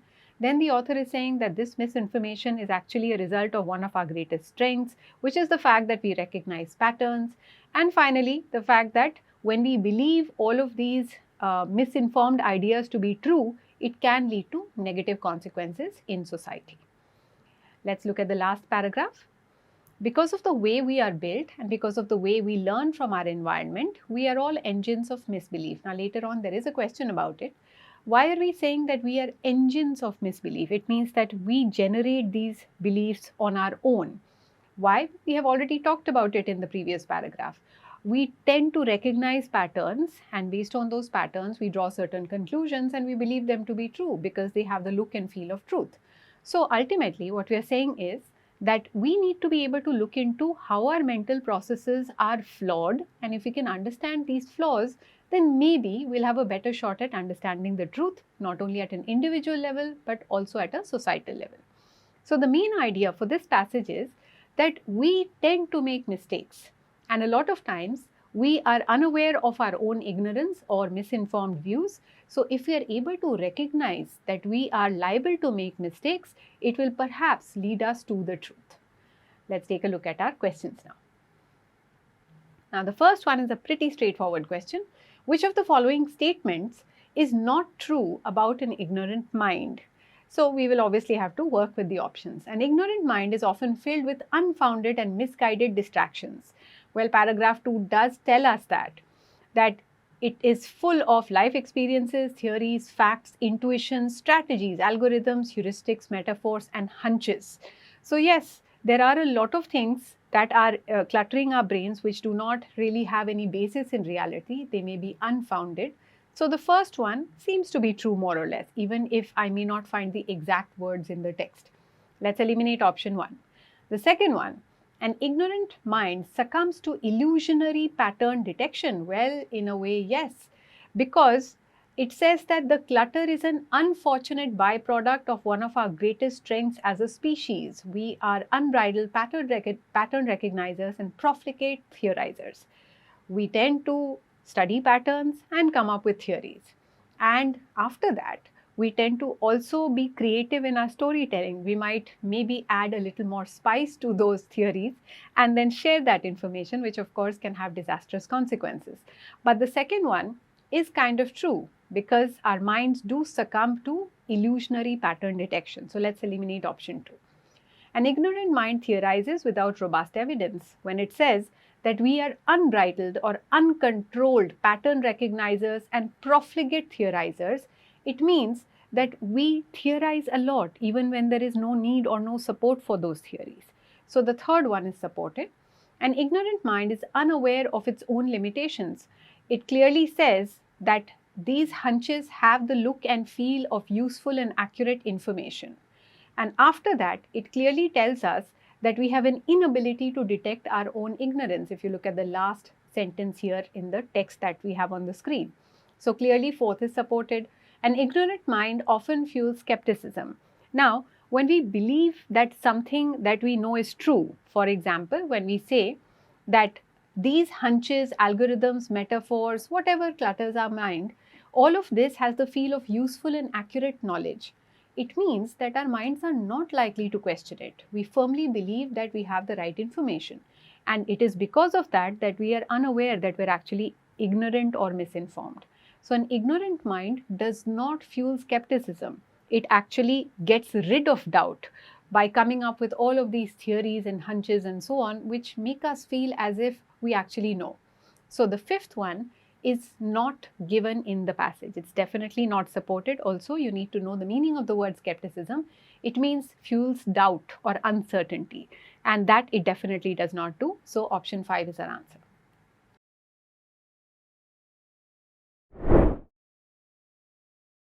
Now, this question is slightly complicated. In any case, we should be a little concerned when it comes to why questions based on the passage. What does the author best mean when he says we are all engines of misbelief? So what I would do is I would look at the text, but I would definitely read the context surrounding that text also. So not only are we going to look at the third paragraph, we should also look at what has been said just before. In the third paragraph, we are referring to the fact that we are built this way. Because of the way we are built, we are engines of misbelief. So there has to be something in our constitution, either psychological or physical, that gives rise to these incorrect beliefs. And paragraph 2 is the one that elaborates on it. It says that we have a tendency to look for patterns and come up with theories and then indulge in some creative storytelling. So that is why we are engines of misbelief. We are just designed that way. So this is my shadow answer. Let's take a look at the options. Driven by misbelief, we blend our creativity and ignorance. It kind of seems to be true as far as I can see. We do blend our creativity and ignorance because it says that on the one hand, we are unable to detect that we are ignorant and we are also very creative in our storytelling. So option 1 kind of is true. However, it's a why question. So we need to understand, why are we this way? Why do we have misinformation but we believe it to be true? So option 1 does not answer the why. That is why it cannot be our answer. Now option 2 says our brains are wired with certain heuristics that can lead to systematic errors in judgment. Heuristics are shortcuts. What I would probably look at here is that we are not talking about the wiring of our brains anywhere in the passage. Even when we look at paragraph 2, all that it says is that our greatest strength as a species is that we are pattern recognizers and theorizers. It does not attribute that to biology. So we cannot say that this is what the author means. This could just be a learned ability, for example. So option 2 must be eliminated due to lack of support in the passage. The third one, we are prone to holding beliefs that are not necessarily true. Absolutely correct. We are prone to doing this, but it still doesn't answer the why. So option 3 has the same problem as option 1. Why are we prone to holding such beliefs? So let's eliminate option 3, true, but not the answer. The fourth one, we are naturally inclined to form and often share misleading and inaccurate beliefs. Now, here it says that we have a natural inclination to form and share misleading and inaccurate beliefs. This kind of is in tune with what we have said in paragraph 2, that we are unbridled pattern recognizers. And when in paragraph 3, we are saying that because of the way we are built, we tend to learn certain patterns from the environment and we believe these patterns to be true. So in a way, it is referring to our natural inclination to form theories. So option 4 has some grain of truth. It doesn't really go into too much detail of why this happens, but it does say that it's natural. It's not something that is created or learned by us. So we keep the fourth one. Option 5 says we're always fueled by our ignorance to spread information. Well, it may not always be true, although we may have a tendency to do that.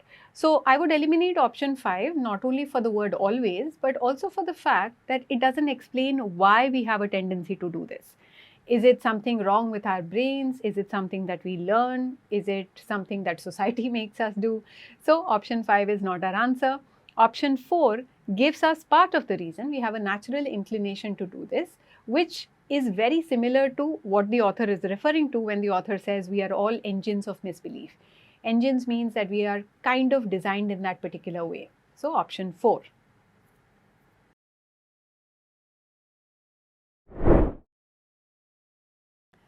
Now let's take a look at this question and look at it very carefully, because it says, with which of the following statements will the author agree the most? When it says that the author will disagree or agree with something the most or least, we have to be very clear on the author's main argument. If we are not sure about that, we may have trouble picking the answer to such questions, because there could be other options also that are supported by the passage. We need to pick that one point that the author will wholeheartedly agree with here. So let's take a look at the text. In paragraph 2, the author has clearly said that ignorance is misinformation. Then the author talks about where this misinformation comes from, our natural tendency to read patterns and come up with theories, and then share that information believing it to be true. That's the summary of paragraph 2. Now let's keep this in mind and read our options. We must try not to see patterns in everything that we observe. Well, the author says that this is one of our greatest strengths as a species. So I don't think that the author would agree that we need to let go of this strength. So ultimately, 1 is not something that the author is likely to support. Let's get rid of option 1. Now, in option 2, we are saying we must be aware that the patterns we see may not necessarily reflect the truth. Option 2 kind of looks like the answer, and I would be very tempted to pick it, except that the author is not really against pattern recognition. The author is trying to say that the pattern recognition bit is understandable. That is something we do as humans. That's fine. However, there are certain theories or beliefs that we form after reading these patterns, and it is those theories or beliefs that we need to question. So ultimately, option 2 does not hit at the crux of the problem. The beliefs that we hold, which have the look and feel of truth, but may not actually be true. It is not the patterns, it is the result of reading those patterns that is at stake here. So option 2, therefore, is not really related to the main argument. Let's eliminate it. The third one, we must be skeptical of the beliefs we have regardless of how true they seem to us. This is in fact the crux of the problem. The reason that we are unable to recognize our own ignorance is that we have so much clutter in our brains which we believe to be true. Now, the moment we start doubting all that clutter, maybe we will see our path to the truth. So I think option 3 is pretty good. It gives us a way to arrive at the truth, because the whole problem is that we're not able to see our own ignorance. Let's keep 3. The fourth one, the more we are sure of something, the more we are wrong about it. Well, the author has not drawn this sort of a correlation anywhere. The author has said that a lot of times we believe something to be true, but it is not true. But it doesn't really say the more we believe in it, the more wrong we are. So option 4 can be eliminated. The fifth one, our desire to see patterns in everything makes us unable to detect misbeliefs in others. Now here, the last part is what should give it away. We are not concerned about misbeliefs in others. We need to look within ourselves and see what are the wrong beliefs that we ourselves hold. So option 5 is not something that the author has discussed. Therefore, our answer must be option 3. Now in this question, I believe that 2 and 3 are very, very close options. So if you just remember that the author is talked about misinformation or beliefs rather than pattern recognition, maybe you'll be able to choose 3 over 2. Keep in mind, it is always the main idea that you need to focus on.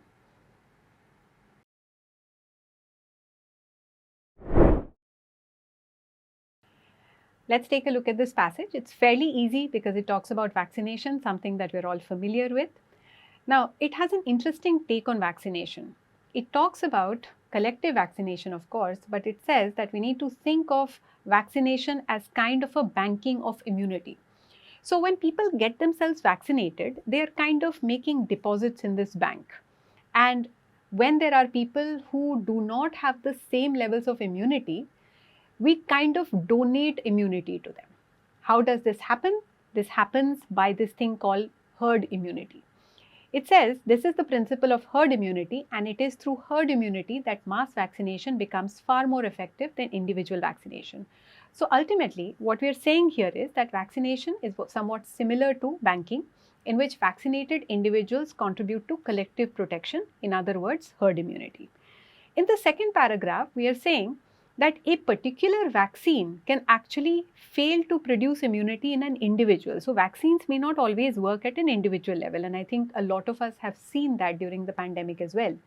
However, when enough people are vaccinated with even a relatively ineffective vaccine, viruses have trouble moving from one host to another, and this leads to ceasing the spread of the disease. So ultimately, the larger the number of people who are vaccinated, the more protected that community is. It says this is why the chances of contracting measles can be higher for a vaccinated person living in a largely unvaccinated community. Why? Because on an individual level, the vaccine might fail, and therefore this person can contract measles from an unvaccinated individual. However, the other way around, it works a lot better. The chances of an unvaccinated person contracting measles in a largely vaccinated community is far lower. Why? Because where will the disease spread from? So ultimately, the point that is being made here is that a high vaccination rate prevents disease spread in the community, and this also offers protection to those who have weakened immunity, either because they have not been vaccinated or for some other reason whatsoever. So please note that in the entire passage, we are constantly talking about this collective immunity that builds through mass vaccination. Now let's take a look at the last paragraph. Here we are saying that the unvaccinated person is protected by the bodies around her. But after that, this paragraph leads to a slightly larger point also. It is trying to form some sort of a link between individual immunity and immunity of the entire community. In other words, individual health and public health. What we're saying is that the boundaries between the two are a little blurry. So we all have a shared resource. By getting ourselves vaccinated or by keeping ourselves healthy in another way, we're actually contributing to the health of the community. That is why it says that it is a common trust as much as it is a private account. In other words, individual health also contributes to public health. Those of us who draw on collective immunity owe our health to our neighbors. Those of us who actually need the protection of this herd immunity, we actually owe our health to our neighbors, because on our own we might not have done so well. So the main point here is that personal and collective health are interconnected, and that people who have weakened immune systems actually are being protected by this collective resource, herd immunity or collective health or whatever else you might want to call it. So we have to understand that yes, overall we are talking about vaccination, but we are also looking at a larger picture of how individual and public health are connected. So the main idea is that vaccination is not just an individual health measure, but it is also a collective responsibility. Why? Because a high vaccination rate contributes to herd immunity and therefore also protects people who are not vaccinated. So ultimately, immunity is a community asset. It is a shared resource. So there are people who contribute to it and there are other people who draw on it. Having understood this, let's take a look at our questions. Based on the passage, which of the following cannot be concluded? Now, it could be an inference, it could be a conclusion. Here, we're not really going to make too much of a distinction between these two terms. All that we're going to ask for is that whatever we decide to eliminate should have support in the passage. Remember, it's a cannot question. So, the first option says a vaccine cannot guarantee immunity in an individual. This is absolutely true, because paragraph 2, the very first sentence says any given vaccine can fail to produce immunity in an individual. So no doubts, let's eliminate option 1 right away. Our survival as a community is largely based on herd immunity. Now we might want to say, oh, this is obviously true. However, has the author talked about survival? Not really. We've talked about public health. We have talked about contracting diseases, but we've not talked about survival. So I would definitely keep option 2 on hold. Let's go to the third option. A vaccinated person may get infected if her surroundings are largely unvaccinated. That is absolutely true. The measles examples supports this idea. The chances of contracting measles can be higher for a vaccinated person living in a largely unvaccinated community. So option 3 definitely can be concluded. Let's eliminate it. Fourth one, collective immunity protects those with compromised immune systems. The entire paragraph is saying exactly that. It says, when enough people are vaccinated with even a relatively ineffective vaccine, viruses have trouble moving from host to host, sparing both the unvaccinated and those in whom vaccination has not produced immunity. So those with lowered immunity are also protected by this collective immunity. So option 4 cannot be our answer. Option 5 says, even relatively ineffective vaccines can stop the spread of viruses if enough people are vaccinated. It says that explicitly in paragraph 2. It says that some vaccines like the influenza vaccine are less effective than others. But if we vaccinate enough number of people, the vaccine is still likely to work because the disease does not really have too much scope to spread. So yes, even relatively ineffective vaccines can contribute to immunity, which means option 5 has enough support. So we go back to our option 2, even if we were not sure about it earlier, by this time we should be pretty certain that option 2 is our answer.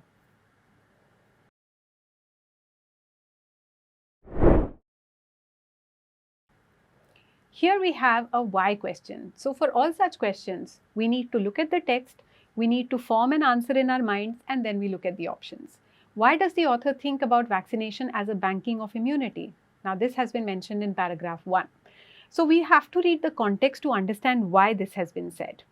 The author has said that contributions to this bank are donations to those who cannot or will not be protected by their own immunity. That is how it functions like a bank. Some people put money in the bank, some people withdraw money from the bank.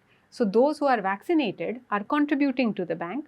Those who are not vaccinated or cannot be vaccinated, they are withdrawing money from the bank. So this is my understanding of the text. Let's now take a look at our options.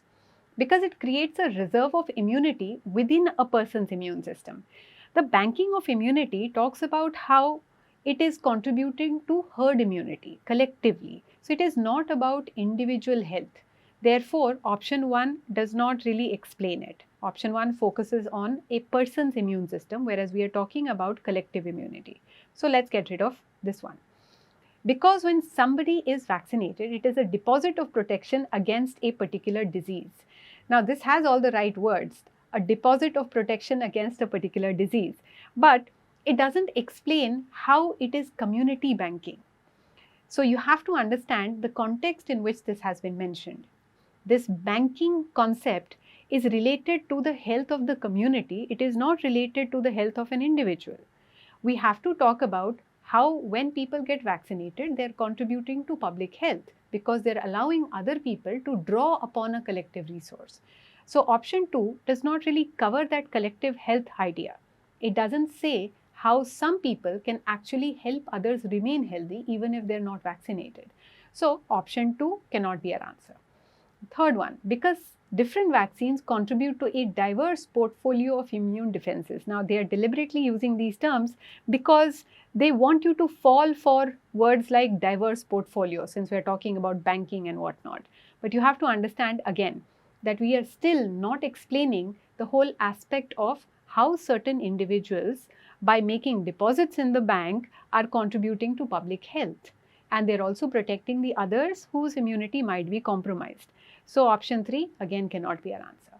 The fourth one, it is like providing a safety net for those who are more vulnerable to diseases. Finally, we have hit the nail on the head. This is what that line refers to. Contributions to this bank are donations to those who cannot or will not be protected by their own immunity. These are the people who are vulnerable to disease. So option 4, very likely our answer. The fifth one, because it is a way to mitigate or reduce health risks for those who may not have access to vaccination. Now, this also seems to be correct. So what is the difference between option 4 and option 5? The fifth one focuses only on one group of people, the ones who may not have access to vaccination. Whereas we are saying that this banking concept will cover all those who do not have access to vaccination and even those who have access but have refused to get vaccinated. So option 5 kind of leaves one group of people out. Therefore, we eliminate option 5 and we select option 4 as the answer.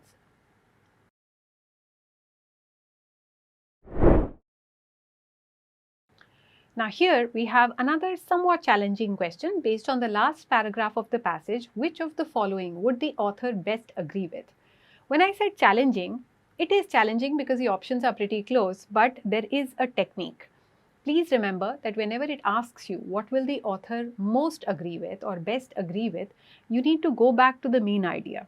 Now, since this is a paragraph specific question, we would need to go back to the paragraph and then figure out the key point being made in that particular paragraph, which is the last one.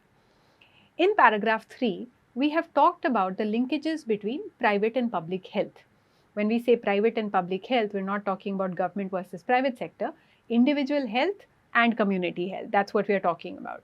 The highlighted portions say exactly that. We are protected not so much by our own skin, but by what is beyond it. Immunity is a common trust as much as it is a private account. So basically, when we get ourselves vaccinated, we are also taking collective responsibility for the health of the community. And so it should be for others as well. Those of us who draw on collective immunity owe our health to our neighbors. So keep in mind that this entire paragraph is about the link between individual and public health and how everyone is responsible for the shared resource. Option 1 says, in times of health crises, communities should come together to support and protect each other. Now, this might seem to be absolutely proper, but the author is not just talking about crisis. The author is saying, in general, collective health is the responsibility of everyone. And by getting yourselves vaccinated, you are contributing to collective health. It is not only in times of crisis, it is generally true. So option 1 is not really what the last paragraph is about. The second one, it is important to express gratitude to those who contribute to the herd immunity by getting vaccinated. Well, the word gratitude is a little troublesome here. The author is not saying that we need to be thankful, even though the last line might suggest that. All that the author is trying to highlight is that health is a collective responsibility. By getting ourselves vaccinated, we are also contributed to the health of the community. So, option 2 I might not want to pick because of the expression of gratitude. Let's eliminate it. Option 3, it's an ethical obligation of individuals to get vaccinated for the greater good. Seems like a very good option. But this entire paragraph is not only about vaccination. It is about individual and community health and how health is actually a shared resource. So option 3 is a little limited. That is why we eliminate it. Option 4 says, in any community, immunity is transactional. Transaction means that we exchange one thing for another. But the author is not really saying that it is a matter of exchange. The author is saying that it is a public resource or it is a community asset. So we're not saying that I will help keep you healthy and you help keep me healthy. I mean, in a way, yes, we are ensuring that, but it's not a transaction. It is some sort of an obligation that we have towards the community as a whole. So ultimately, the word transactional is what is the problem here. Let's eliminate option 4. The fifth one, immunity of a community is interconnected and everyone plays a role to keep each other healthy. Now, the important part is immunity of a community is interconnected. Remember, I keep emphasizing that this entire paragraph is about how individual and public health are interrelated. That is why option 5 most closely correlates with the main idea or the key point of paragraph 3. And therefore, this is the one we should select. Not because others are wrong.